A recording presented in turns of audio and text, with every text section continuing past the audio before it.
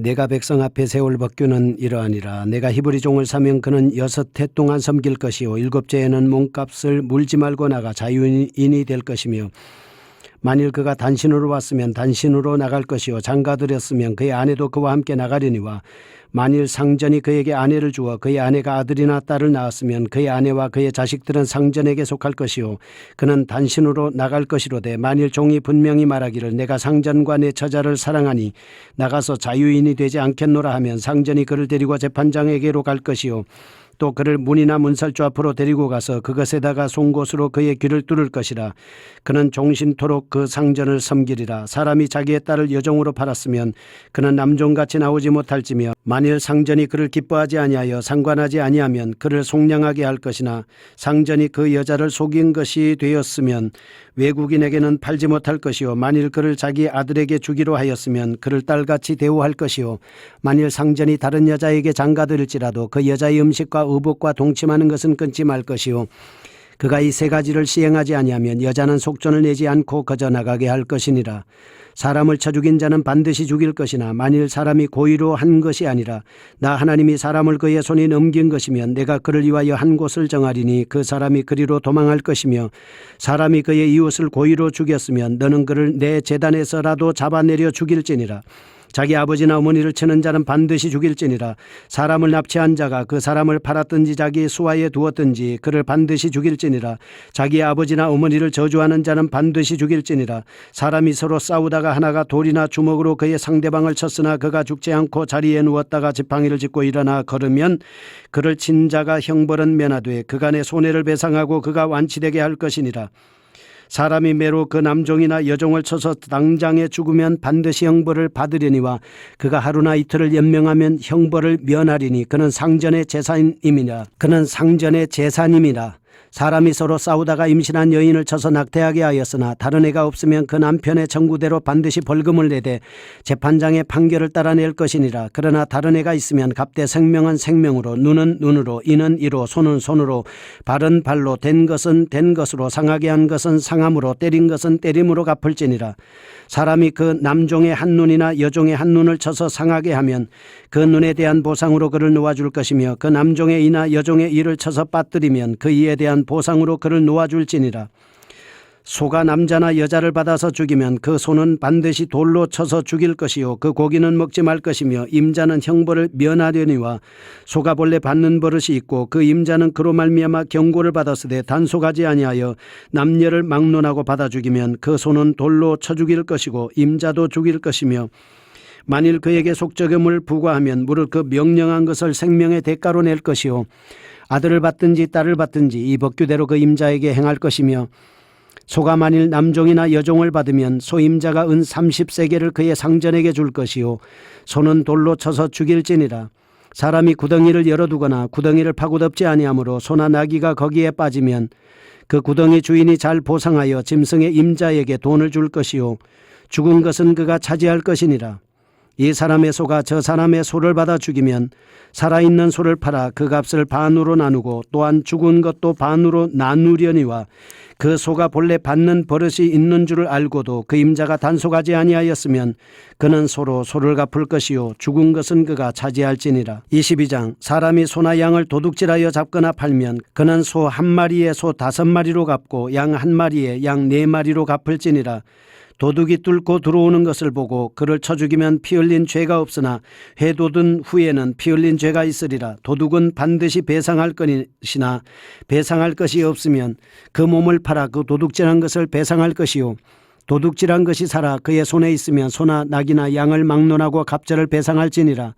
사람이 밭에서나 포도원에서 짐승을 먹이다가 자기의 짐승을 놓아 남의 밭에서 먹게 하면 자기 밭에 가장 좋은 것과 자기 포도원에 가장 좋은 것으로 배상할지니라. 불이 나서 가시나무에 댕겨 낯가리나 거두지 못한 곡식이나 밭을 태우면 불러온 자가 반드시 배상할지니라. 사람이 돈이나 물품을 이웃에게 맡겨 지키게 하였다가 그 이웃집에서 도둑을 맞았는데 그 도둑이 잡히면 갑절을 배상할 것이요 도둑이 잡히지 아니하면 그 집주인이 재판장 앞에 가서 자기가 그 이웃의 물품에 손댄 여부의 조사를 받을 것이며 어떤 이런 물건 즉 소나 낙이나 양이나 의복이나 또 다른 이런 물건에 대하여 어떤 사람이 이르기를 이것이 그것이라 하면 양편이 재판장 앞에 나갈 것이요 재판장이 죄 있다고 하는 자가 그 상대편에게 갑절을 배상할지니라. 사람이 낙이나 소나 양이나 다른 짐승을 이웃에게 맡겨 지키게 하였다가 죽거나 상하거나 끌려가도 본 사람이 없으면 두 사람 사이에 맡은 자가 이웃의 것에 손을 대지 아니하였다고 여호와께 맹세할 것이요 그 임자는 그대로 믿을 것이며 그 사람은 배상하지 아니하려니와 만일 자기에게서 도둑 맞았으면 그 임자에게 배상할 것이며 만일 찢겼으면 그것을 가져다가 증언할 것이요 그 찢긴 것에 대하여 배상하지 아니할지니라. 만일 이웃에게 빌려온 것이 그 임자가 함께 있지 아니할 때에 상하거나 죽으면 반드시 배상하려니와 그 임자가 그것과 함께 있었으면 배상하지 아니할지니라. 만일 새낸 것이면 새로 족하니라. 사람이 약혼하지 아니한 처녀를 꾀어 동침하였으면 납폐금을 주고 아내로 삼을 것이요 만일 처녀의 아버지가 딸을 그에게 주기를 거절하면 그는 처녀에게 납폐금으로 돈을 낼지니라. 너는 무당을 살려두지 말라. 짐승과 행음하는 자는 반드시 죽일지니라. 여호와 외에 다른 신에게 제사를 드리는 자는 멸할지니라. 너는 이방 나그네를 압제하지 말며 그들을 학대하지 말라. 너희도 애굽 땅에서 나그네였음이라. 너는 과부나 고아를 해롭게 하지 말라. 내가 만일 그들을 해롭게 함으로 그들이 내게 부르짖으면 내가 반드시 그 부르짖음을 들으리라. 나의 노가 맹렬함으로 내가 칼로 너희를 죽이리니 너희의 아내는 과부가 되고 너희 자녀는 고아가 되리라. 내가 만일 너와 함께한 내 백성 중에서 가난한 자에게 돈을 구워주면 너는 그에게 채권자같이 하지 말며 이자를 받지 말 것이며 내가 만일 이웃의 옷을 전당 잡거든 해가 지기 전에 그에게 돌려보내라. 그것이 유일한 옷이라. 그것이 그의 알몸을 가릴 옷인즉 그가 무엇을 입고 자겠느냐. 그가 내게 부르짖으면 내가 들으리니 나는 자비로운 자임이니라. 너는 재판장을 모독하지 말며 백성의 지도자를 저주하지 말지니라. 너는 내가 추수한 것과 내가 짜낸 즙을 바치기를 더디하지 말며 내 처음 난 아들들을 내게 줄지며 내 소와 양도 그와 같이 하되 이랫동안 어미와 함께 있게 하다가 여드레 만에 내게 줄지니라. 너희는 내게 거룩한 사람이 될지니 들에서 짐승에게 찢긴 동물의 고기를 먹지 말고 그것을 개에게 던질지니라. 아멘. 종, 살인, 폭력, 배상 등에 관한 법입니다. 노예법으로 히브리인 노예를 향한 하나님께서 인권을 중요시한다 라고 하는 것을 알 수 있습니다.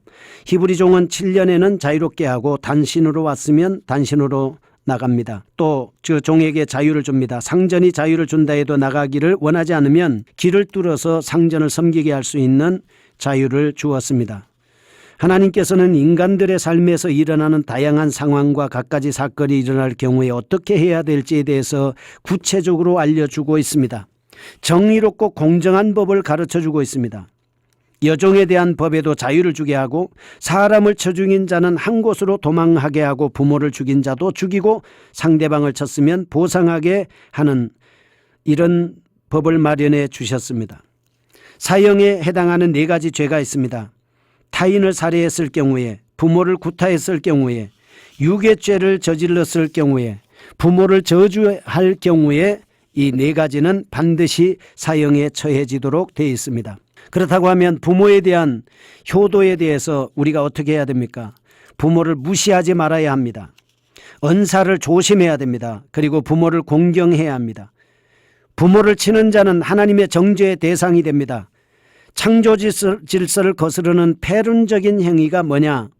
부모를 공경하지 않는 것입니다. 부모를 공경하면 땅에서 잘되고 장수한다고 했지 않습니까? 또한 낙태하게 하였으면 보상하고 눈은 눈으로 이는 이로 손은 손으로 발은 발로 된 것은 된 것으로 상하게 한 것은 상함으로 때린 것은 때림으로 갚을지니라 해서 적당한 보상법을 우리에게 가르쳐 주고 있습니다. 또 한 가지 받는 버릇을 가진 소가 한 예로 등장하는데 한 사람의 소가 다른 이의 소를 받아서 죽였습니다.